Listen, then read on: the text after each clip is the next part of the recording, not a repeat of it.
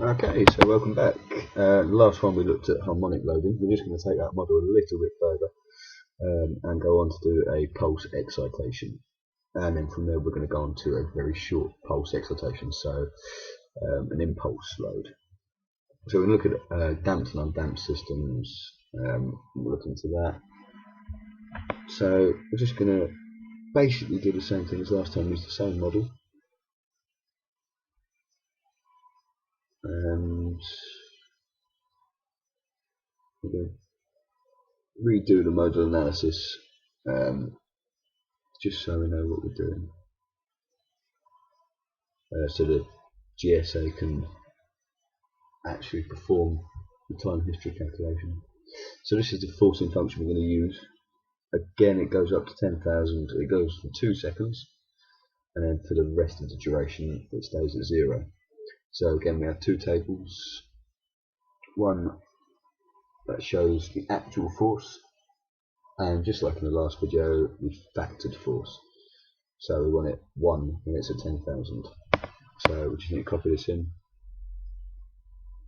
Go on for 20 seconds.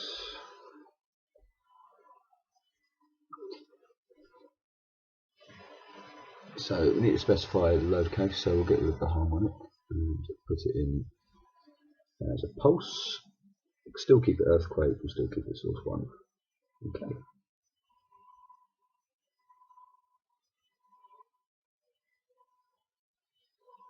And we just need to put in a nodal loading.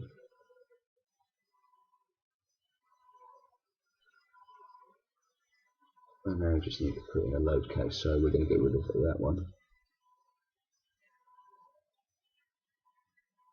Delete. And then we'll just paste in the one we had, so you can see it goes up to 1, back down, and then for the rest of the time it stays at 0. So that's what we wanted. So I'll go back in, do the time history analysis, the exact same way we did last time, force excitation. We'll change the name there quickly. Keep it as 2% damped. And we want it between 0.05 of a second and 20 seconds. So we hit the analyze button, gone through. Again, we can go through and know the results, get displacement, velocities, accelerations, exactly what we need, but we've already got all that in Excel. So this is damped version, so we should come out rather nicely. So the excitation has stayed above 32 seconds, and then it just damps off to 0 over the whole of the 20 seconds. So it's quite a nice graph.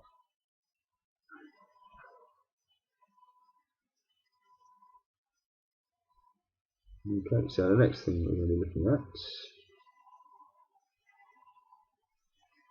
I can find what I'm looking for. Oh, and the undamped. So we did do the undamped, which looks about correct as well. 4 stays above, and then it just carries on forever.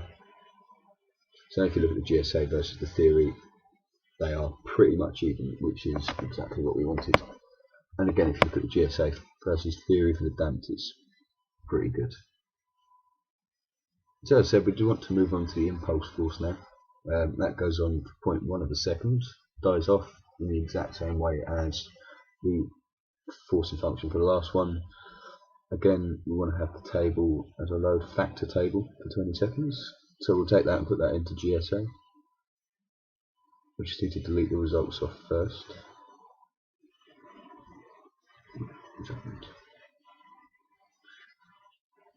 Yeah. And we'll go in and just redo the modal 1 just so we've got that. Oops. There we go. So yeah, that's still going to be at 10,000. Change that to impulse. Still going to be an earthquake load in the x direction. We just need to alter the load curve, so delete what's there. And just give the name of impulse mode.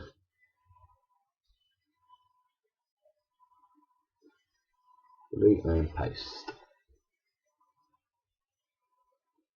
Okay. So we're ready to run the analyses now. So go back on the time history, it's going to be a linear time history analysis. At the top, 2% damping, and analyze. And it's done, no time at all. So again, we can go back in, look at nodal results, but we've already got it. We've got to find it in Excel. There we are. So yeah, you can see the displacement. Oh, it's not there. There we go. Which is a pretty nice graph. It's exactly what we wanted. Goes up quite quickly and then just drops nice down nicely whilst damped. And you can see that the theoretical response is very, very close to GSA response.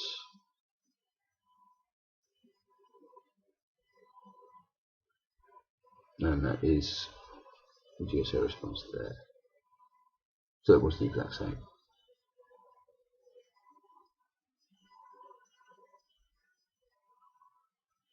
Oh, sorry, the top one there was the approximate solution. Apologies.